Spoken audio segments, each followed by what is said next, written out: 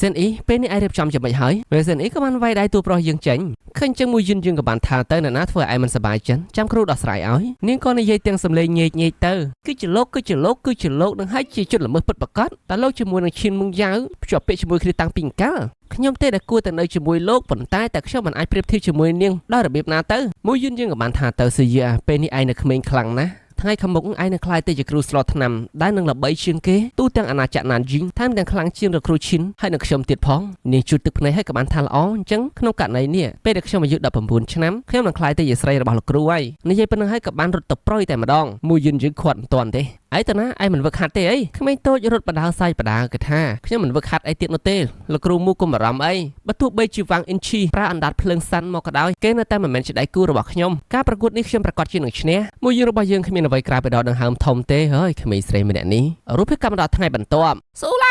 ើងការប្រកួតគឺចាប់ផ្ដើមណាស់អ្នកទាំងអស់គ្នាខ្ញុំខំតែឆ្ងល់ថាហេតុអីបានជាលោកគ្រូមូមានទំនុកចិត្តយ៉ាងនេះតាមពិតគឺពឹងផ្អែកទៅលើអ្នកគ្រូឈិនទេហូបបាយទុនក្នុងនាមជាគ្រូពិតជាចិត្តល្អមែនឈិនមឹងយ៉ាក៏បានថាទៅខ្ញុំមិនបានជួយលោកគ្រូមូទេក៏ចង់ចូលមកឆ្លោះជាមួយពួកនឹងប៉ុន្តែមួយយឺនរបស់យើងក៏បានខាត់នាងមួយយឺនរបស់យើងសាយហើយក៏បាននិយាយទៅវិញទៅអរគុណញ៉ាំបាយសដ៏ទុននឹងក៏វាឆ្ងាញ់ដែរខ្ញុំបារម្ភថាលោកគ្រូតេវចង់ញ៉ាំដែរតែអត់មានអីឆ្ងាញ់ពួកនឹងខឹងដែរប៉ុន្តែមិននិយាយនោះទេឈិនមឹងយ៉ានាងក៏សួរទូប្រុសយើងទៅមិនបានជាមិនបញ្យល់ទៅកាន់ពួកគេមួយយឺនរបស់យើងក៏បានតបទៅគេគ្រាន់តែចង់ឃើញរឿងកំ pl ៃរបស់ខ្ញុំមិនចាំបាច់បញ្យល់ច្រើននោះទេក្រោយមកលោកនាយងគាត់ក៏បានគោះជួងមើងការប្រកួតជុំទី1គឺការចម្រាញ់ថ្នា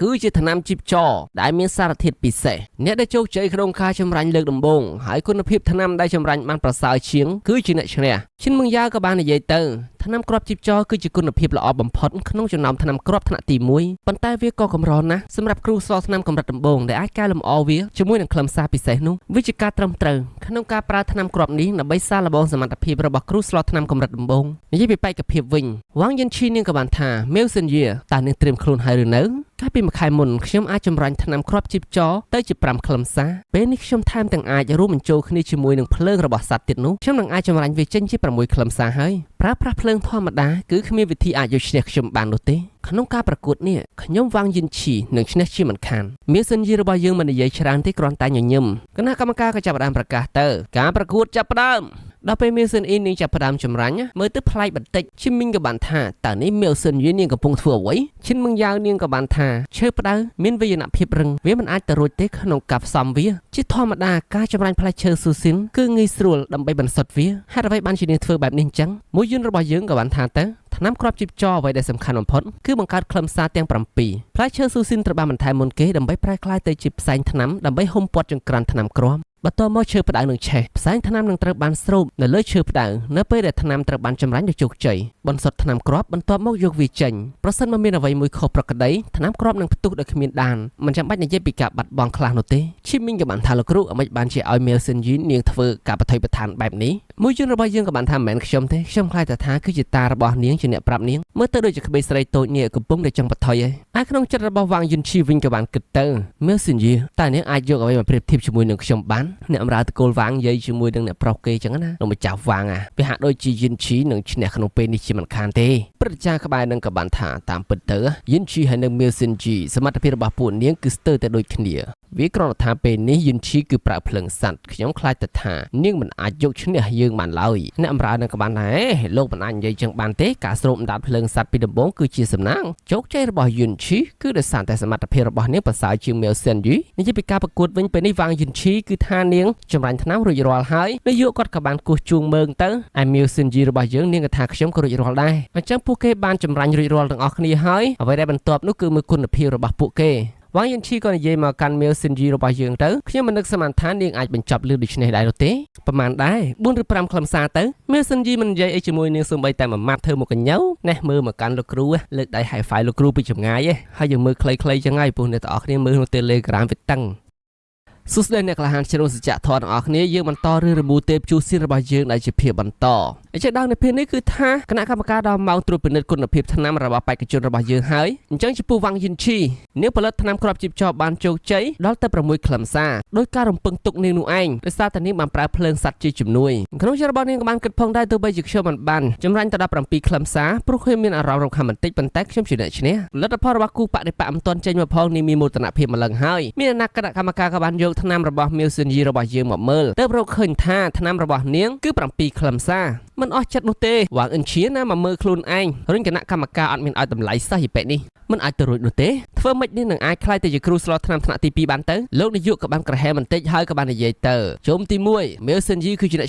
នកឈ្នះមកខ្លាញ់អ្នកចាញ់មកសេះវាជារឿងធម្មតាប្រិមម្នាក់ក្លាហានបាច់ admin បរិយាយទេមើលរូបខ្លួនឯងទៅវ៉ាងយិនឈីក៏បានមកសុំទោសគ្រូទាវដល់នាងចាញ់ក្នុងជុំទី1គ្រូទាវមិនថាអីនោះទេដោយសារតែគាត់ក៏ស្មានមិនដល់ដែរថា Milsinji ខ្លាចខ្លួនទៅជាគ្រូស្លថ្នាំថ្នាក់ទី2ដូច្នេះហើយមិនបាច់បារម្ភនោះទេយ៉ាងណាពួកគេនៅសល់2ប្រកួតទៀតគ្រូទាវក៏មានជំនឿជាក់ច្បាស់ណាស់ថាឈីមីងហើយនឹងម៉ូអាយ៉ាងគឺប្រកាសជានឹងចាញ់ឥឡូវជុំទី2គឺចាប់ផ្ដើមហើយនេះគឺវគ្គចម្រាញ់អាវុធអ្វីដែលពួកឯងនឹងត្រូវចម្រាញ់គឺជាអាវុធវត្ថុបុរាណថ្នាក់ដំបូងលំពេងប្រាក់ខ្មៅពីមុនឈីយុនគេអាចចម្រាញ់អាវុធថ្នាក់កំពូលបានឈីមីងបើសិនជាឯងមិនអាចចម្រាញ់អាវុធថ្នាក់កំពូលបានទេនោះដូច្នេះគឺមិនចាំបាច់ធ្វើការប្រកួតនោះទេឈីយុននឹងឈ្នះដោយស្វ័យប្រវត្តិតែម្ដងឈីមីងគេថាខ្ញុំនឹងអាចក្នុងចិត្តដែលគិតថាខ្ញុំនឹងមិនធ្វើឲ្យលោកគ្រូខកបំណងនោះទេឈីយុនក៏បានចំអកមកកាន់ឈីមីងរបស់យើងថាឯងអាចមែនទេឯងទៅរៀនពីរបៀបជួសជុលវត្ថុបុរាណកម្រិតខ្ពស់ក្នុងរយៈពេល1ខែតែប៉ុណ្ណោះខ្ញុំណែនាំឯងកុំធ្វើអ្នកក្លាហានអីបើមិនដូច្នោះទេបើឯងមិនអាចបង្កើតវត្ថុទើបបានទេនោះវានឹងមានការម៉ាស់យ៉ាងខ្លាំងឈីមីងក៏បានថាបានហើយមកធ្វើការប្រកួតគ្នាទៅឈីយុនគឺមានមោទនភាពណាស់ល្អប្រកួតក៏ប្រកួតឯក្នុងកំណត់គ្រូទាវឈីយុននិងឈីមីងកើតចេញពីម្ដាយដូចគ្នាហើយឈីយុនមានមោទនភាពដោយធម្មជាតិគេជាអ្នកដឹកនាំគ្រួសារឈីតើអាចអត់ទ្រាំបានដែលមានបបប្រុសដូចជាឈីមីងយ៉ាងម៉េចទៅចំណែកមហាជនវិញមើលចោឈីយុនចាប់ផ្ដើមធ្វើការចម្រាញ់វាហើយ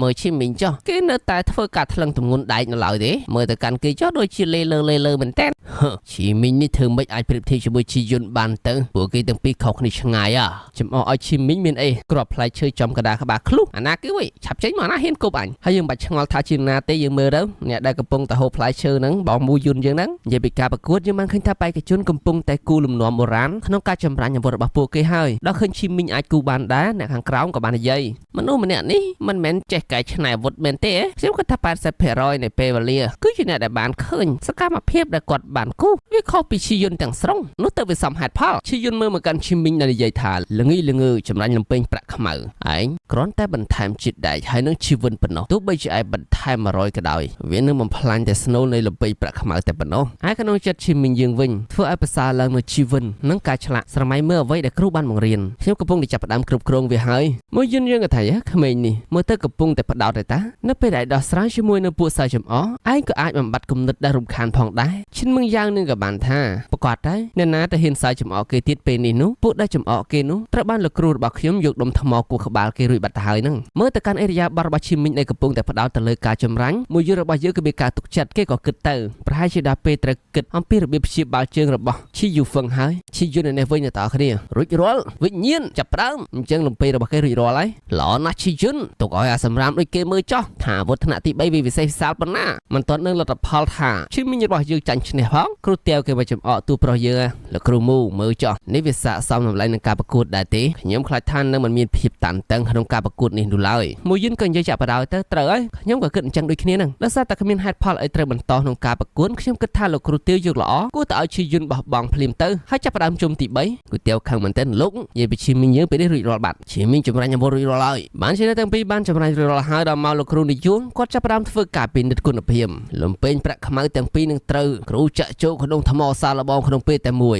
ការចាក់កាន់តែជ្រៅកម្លាំងកាន់តែខ្ពស់ខ្ញុំគិតថាការឆ្លើយតបបែបនេះរបស់ខ្ញុំនឹងគ្មាននរណាម្នាក់មានការសង្ស័យពីលទ្ធផលនោះទេបេក្ខជនទាំងពីរក៏បានយល់ព្រមក្រោយពីបេក្ខជនទាំងពីរយល់ព្រមហើយលោកគ្រូក៏បានប្រើកម្លាំងរបស់គាត់យកលំពេងទាំងពីរចាក់ថ្មតែម្ដងដោយចេះលទ្ធផលក៏បានឃើញនឹងភ្នែករបស់ឈីមីងរបស់យើងចាក់បានជ្រៅខ្លាចថាគ្រប់គ្នាមិនអស់ចិត្តលោកនាយកឲ្យគ្រប់គ្នាសាឡបងនៅខ្លួនឯងក៏បានដែរមានអីឈីយើងគេថាគេមិនសុខចិត្តទេអញ្ចឹងហើយក៏ខំរុញលំពេងប៉ុន្តែរុញមិនទៅណាលោកនាយកក៏បានថាឲ្យឈប់ទៅឈីយើង នក៏ថាគ្មានផ្លូវទេខ្ញុំគួរតែចាក់បានជ្រៅជាងនេះនោះទើបស័ក្តិសមលោកគ្រូទាញគេចេញឲ្យក៏បានថាកុំរុញមានបន្តទៀតអីឈីយុននៅតែមិនអស់ចិត្តក៏ដកលំពេញទាំងពីរចេញមករួចក៏បានប្រគល់លំពេញរបស់ឈីមីងរបស់យើងមកឲ្យឈីមីងវិញអំណាចពិតនៃអាវុធបុរាណអាចត្រូវបានបង្ហាញតែនៅក្នុងការប្រយុទ្ធជាក់ស្ដែងតែប៉ុណ្ណោះខ្ញុំមិនជឿថាខ្ញុំអន់ជាងគេនោះឡើយរួចក៏បានរត់មកវាយឈីមីងចេះវាយនៅតែអស់គ្នាមានតែលើកអាលំពេញរបស់គេមកទប់នឹងឯងរងនឹងបិទភ្នែកទៀតណាតែអស់គ្នាអញ្ចឹងទៅយើងក៏បានឃើញថាលំពេញរបស់ឈីយុនបាក់បដ ாய் ដល់ខ្លួនឯងចាញ់យ៉ាងអាម៉ាស់បែបនេះឈីយុនយំសើចមកអ្នកទាំងអស់គ្នាអើយសម្រាមខ្ញុំបានចាញ់ក្នុងដៃសម្រាមទាំងស្រុងលោកនាយកក៏បានថាទៅឈីយុនបំពេញច្បាប់របស់ការប្រកួតព្រមទាំងបំពេញច្បាប់ដូច្នេះត្រឡប់ទៅផ្ទះពិចារណាកំហុសរយៈពេល3ខែអស់ពាក្យនិយាយអ្នកទាំងអស់គ្នាឈីយុននោះដើរឈ្មោះមុខទៅផ្ទះហ្មងទៅលោកនាយកក៏បាននិយាយជាមួយលោកគ្រូតាវសួស្តីអ្នកក្លានជ្រុលសច្ចធម៌ទាំងអស់គ្នាដល់ភាគ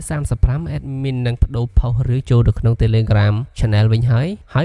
ប្រិយមិត្តអ្នកក្លានអាចចូលមកមើលបាននៅក្នុង Telegram Channel គ្រាន់តែ admin ធ្វើឲ្យអ្នកនរនេះតឹងចិត្តបន្តិចមួយថ្ងៃ admin ទម្លាក់បានតែ2ភាគជូនអ្នកទាំងអស់គ្នាតែប៉ុណ្ណោះហើយអ្វីដែលលយនោះគឺនៅក្នុងឈ្មោះថាតុងហួរនិយាយខ្មែរអ្នកទាំងអស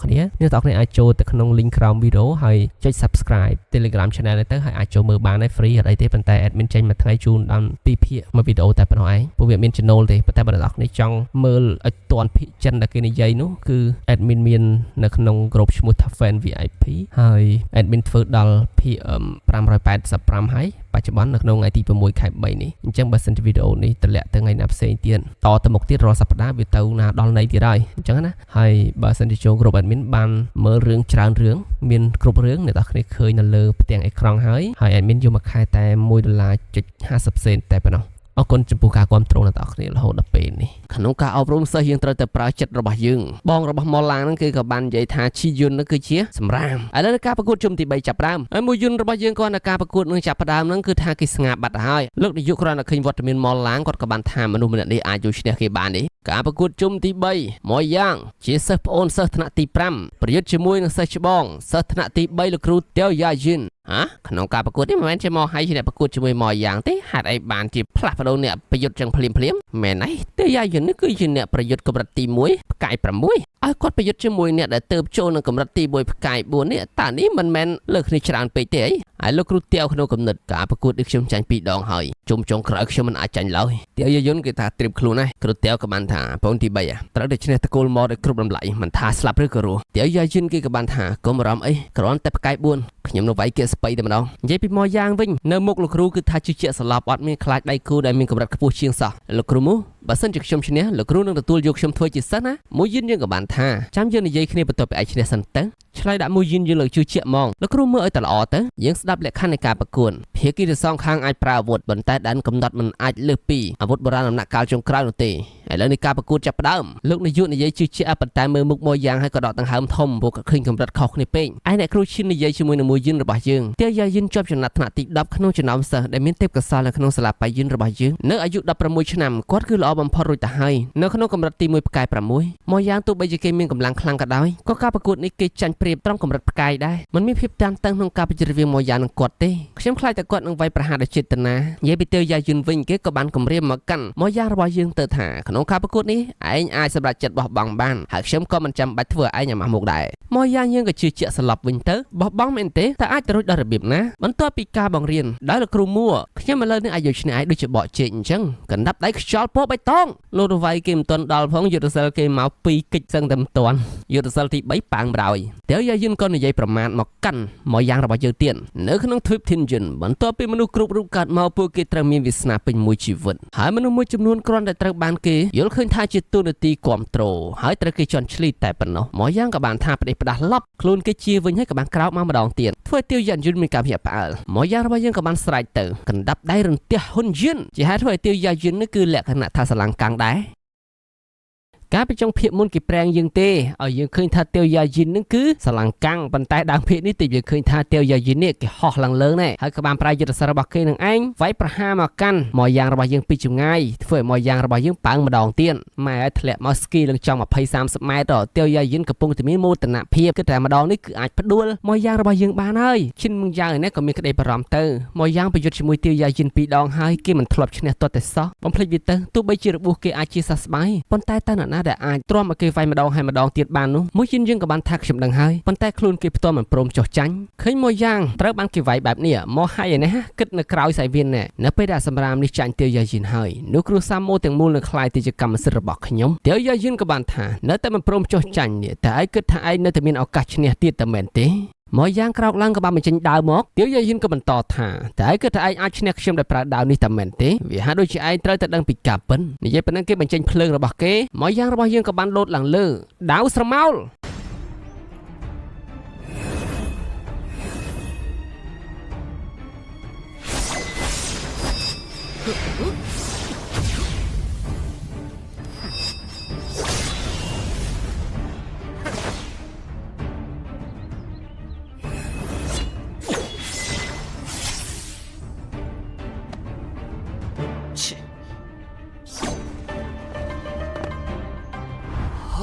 តើមានអ្វីកាត់ឡើងដាវនេះត្រូវបានគ្រូវាយតម្លៃពីមុនមកអាវុធនោះគ្រាន់តែជាអាវុធលំដាប់កំពូលធម្មតាតើវាអាចទម្លុះខ្សែការពាររបស់ទាវយ៉ាយិនយ៉ាងដូចម្ដេចវាហាក់ដូចជាថាការវាយប្រហាររបស់ឯងដែលជោគជ័យមកលើយើងនេះផ្ដល់នៅទំនុកចិត្តដល់ឯងហើយនេះពិតជាអាក្រក់ខ្លាំងណាស់មកយ៉ាងក៏បានថាមាត់ឯងនិយាយច្រើនបែបនេះពេលនេះឯងកំពុងតែខ្លាចស្លាប់ហើយទាវយ៉ាយិនគេក៏បានថាឯងមិនមែនជាមនុស្សតែម្នាក់ដែលអាចកាន់ដាវបាននោះទេឯងនឹងស្គាល់ការភ័យខ្លាចនៅពេលដែលទាវយ៉ាយិនយើងនេះកាន់ដាវឯងមិនស្គាល់ពីសមត្ថភាពពិតរបស់យើងឡើយហើយយើងមើលថាឯងនឹងអាចដោះស្រាយវាបានដោយរបៀបណាកាប់ផាំងចុះផាំងឡើងផាំងចុះផាំងឡើងមានណាទាវយ៉ាយិនម្ដងចាក់ចំដើមទ្រូងជ្រក់មកយ៉ាងយើងក៏ដួលក្រាំង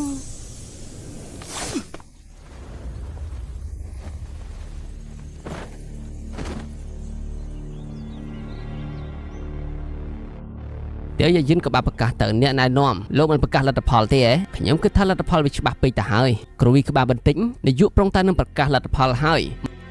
មកយ៉ាងក៏បានក្រោកឡើងចាំសិនបង្កការផ្ទះផ្អើលដល់គ្រប់គ្នាមែនតែនមកយ៉ាងក៏បានថាទៅខ្ញុំមិនទាន់ចាញ់នោះទេខ្ញុំនៅតែអាចប្រយុទ្ធបានខ្ញុំមិនទាន់ចាញ់នោះទេទាវយ៉ាយិនក៏ថាបានជាឯងមិនព្រមចុះចាញ់ដល់ឡើយអញ្ចឹងខ្ញុំនឹងកាត់ដៃរបស់ឯងចុះដើរថយក្រោយហើយក៏បានលោតមកកាប់ម្ដងទៀតចំណែកឯមកយ៉ាងរបស់យើងក៏នឹកឃើញក្បាច់ដែរមួយយន្តរបស់យើងបានបង្រៀនបើឯងអាចយល់អ្វីមួយពីបច្ចេកទេសដាវនេះវាមិនមែនមិនអាចទៅរួចទេដែលឯងអាចយកឈ្នះទាវយ៉ាយិននោះដល់ចឹងក៏បានបញ្ចេញសន្ទុះដាវ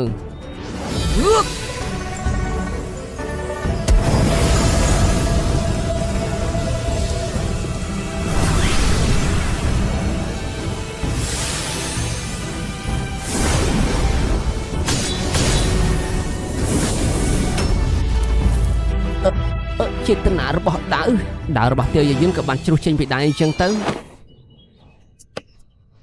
មកយ៉ាងក៏បានយកដាវមកចង្អុលមកតែឯងចុះចាញ់ដែរទេកាន់ដាវលេងបានហើយទាវយ៉ាយិនមានអីក្រៅពីខ្ញុំចុះចាញ់ហើយនាយកក៏បានប្រកាសទៅជុំទី3មកយ៉ាងឈ្នះក្រោយពីឈ្នះហើយមកយ៉ាងក៏បានចុះមកជួបមួយយិនយើងមកសិស្សបានធ្វើតាមការរំពឹងទុករបស់លោកគ្រូហើយខ្ញុំឈ្នះហើយលោកគ្រូសូមទទួលខ្ញុំជាសិស្សដោយសេចក្តីគោរពរបស់គេនេះតួប្រុសយើងមានអ្វីក្រៅពីនិយាយថាក្មេងជង្គួតលោកនាយកក៏ប្រកាសទៅអបអរសាទរលោកគ្រូមូដែលសិស្សប្អូនថ្នាក់ទី5ឈ្នះទាំង3ប្រកួតក្នុងការប្រកួតហើយលោកគ្រូតាវក៏បានឡើងមកលើសង្វៀនហ្មងលោកគ្រូមូសូមអបអរសាទរដែលសិស្សរបស់លោកអាចឈ្នះសិស្សរបស់ខ្ញុំទាំង3ប្រកួតធ្វើឲ្យលោកអាចឡើងឋានៈទៅជាគ្រូកម្រិតមធ្យមយ៉ាងណាក៏ដោយបើសិនជាលោកគ្រូមូចង់ឡើងឋានៈមួយកម្រិតទៀតនោះលោកគ្រូក៏អាចនឹងឡើងឋានៈទៅជាគ្រូរៀមច្បងផងដែរវាកាន់តែគួរចាប់អារម្មណ៍ពេលនេះលោកមានឱកាសនេះខ្ញុំមិនដឹងថាលោកគ្រូមូហ៊ានទទួលដែរឬក៏អត់មួយយិនក៏បានសួរទៅឆាប់និយាយមកគ្រូតាវគេក៏បានថាលោកគ្រូមូអាចប្រយុទ្ធជាមួយនឹងខ្ញុំឲ្យតែហ៊ានប្រយុទ្ធឥឡូវនេះលោកគ្រូមូនឹងខ្លាយទៅជាគ្រូរៀមច្បងនៅក្នុងសាលារបស់យើងតើយ៉ាងម៉េចដែរលោកនាយកក៏បានថាលោកគ្រូតាវមិនមានច្បាប់បែបនេះនៅក្នុងសាលានោះទេលោកក៏បង្កភាពរញ៉េរញ៉ៃគ្រូតាវក៏បានថានាយកសាលាលោកគ្រូមូបានបង្រៀនជំនាញហើយនឹងណែនាំខ្ញុំជឿថាអ្នករាល់គ្នាបានឃើញហើយប្រសិនបើលោកគ្រូមូអាចកម្ចាត់ខ្ញុំតាវយ៉ាតុងបានវាក៏ស័ក្តិសមផងដែរដែលឲ្យគាត់ខ្លាយទៅជាគ្រូបង្រៀនជាន់ខ្ពស់នៅសាលារបស់យើងលោកនាយកគាត់កំពុងតែគិតពិចារណាសិស្សដែលគ្រប់គ្រងខាងតាវយ៉ាតុងស្រែកឲ្យយល់ព្រមគ្រប់តែគ្នាមេសិនយីរបស់យើងក៏បានថាពួកអននេះពិតជារំខានមែនអ្នកគ្រូឈិនក៏និយាយទៅក្នុងការប្រកួតនេះសិស្សថ្នាក់ទី5ទទួលបានជ័យជំនះទាំងស្រុងហើយធ្វើឲ្យមហាជនភ្ញាក់ផ្អើលជាខ្លាំងឥឡូវនេះពួកគេពិតជាចង់ដឹងចង់លឺអំពីលោកគ្រូមួយយិននឹងហើយមួយយិនរបស់យើងល្អគេក៏បានថាបានជាអញ្ចឹងទៅហើយនោះក៏លោតមកលើសង្វៀនឆ្វាច់តោះចាប់ផ្ដើមកូនសិស្សខ្ចីដាវឈិនឈៀរបស់ឯសិនមកមួយយ៉ាងក៏បានផ្ដល់ដាវមកឲ្យគ្រូការបើឃើញមួយយិនរបស់យើងប្រើដាវដើម្បីចាប់ផ្ដើមនៅការប្រយុទ្ធតែយ៉ាតុងក៏បានគិតក្នុងចិត្តការប្រើដាវនៅពេលចាប់ផ្ដើមឯពិតជាមិនខ្លាចស្លាប់នោះទេមួយយិនក៏បានសួរទៅចាប់ផ្ដើមបាននៅតែយ៉ាតុងក៏ថាចាប់ផ្ដើមពួកគេក៏បានចាប់ផ្ដើមប្រយុទ្ធគ្នាពេលដែលវាយគ្នាពីចំអកចំអន់មួយចំនួនអត់ប្រយោជន៍យើងមើលរូបភាពវាយត្មងទៅ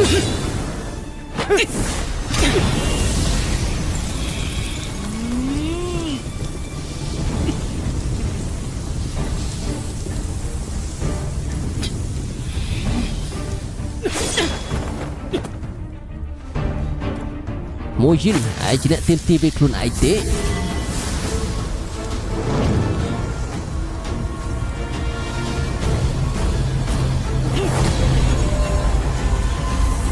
តែយ៉ាតុងនេះប្រាប់បច្ចេកទេសនេះមើលទៅដូចជាចង់ស្លាប់មួយយិនហើយ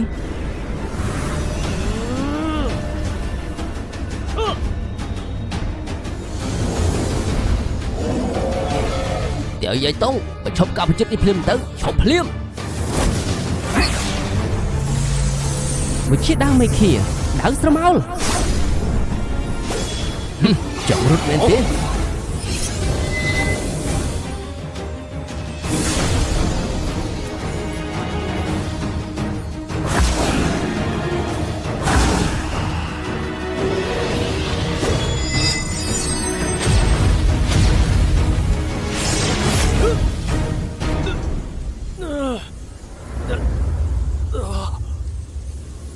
ចង់និយាយថារូបភាពនៃការវាយគ្នាមិនប្រមាណទេដោយសារតែ graphic នេះតាំងពីថ្ងៃទី7 ខែ 9 ឆ្នាំ 2020 សំខាន់ពេលនេះមួយយិនរបស់យើងឈ្នះហើយប្រិយមិត្តអ្នកក្លាហានលោកគ្រូមួយឈ្នះហើយគាត់ពិតជាយកឈ្នះគ្រូជាន់ខ្ពស់ទៀវយ៉ាតុងពិតមែនអ្នកគ្រូឈិនក៏ដូចជាសិស្សទាំងអស់គ្នានាំគ្នាមកមើលទូប្រុសរបស់យើងចឹងទៅលោកគ្រូមកអ្នកគ្រូឈិនក៏សួរទៅលោកមិនអីទេសំណួរអ្នកគ្រូឈិនធ្វើមេលសិនអ៊ីនាងគិតថាងក់ងោហ្មងក្មេងតូចនេះប្រច័ណ្ឌអ្នកគ្រូលោកគ្រូយ៉ាងម៉េចចេះសិស្សលោកគ្រូអស្ចារ្យមែនលោកគ្រូមកជាពិសេសមកយ៉ាងខំសរសើរទូប្រុសរបស់យើងឡើងភ្លេចថាខ្លួនឯងនឹងក៏មានរបួសមិនទាន់ជាស្រួលបួលដែរមួយយន្តយើងក៏ថាឈប់ទៅខ្ញុំបានរៀបចំវិរិយរាល់ហើយមកយ៉ាងក៏បានថាខ្ញុំគ្រាន់តែសប្បាយពេកទៅលោកគ្រូតោះទៅភោជនីយដ្ឋានព្រះពន្លាជួយសៀនជាមួយគ្នាខ្ញុំជាអ្នកចំណាយទាំងអស់តោះជប់លៀងមួយយន្តមើលមកកាន់លោកគ្រូតេវហើយក៏បាននិយាយថាល្អ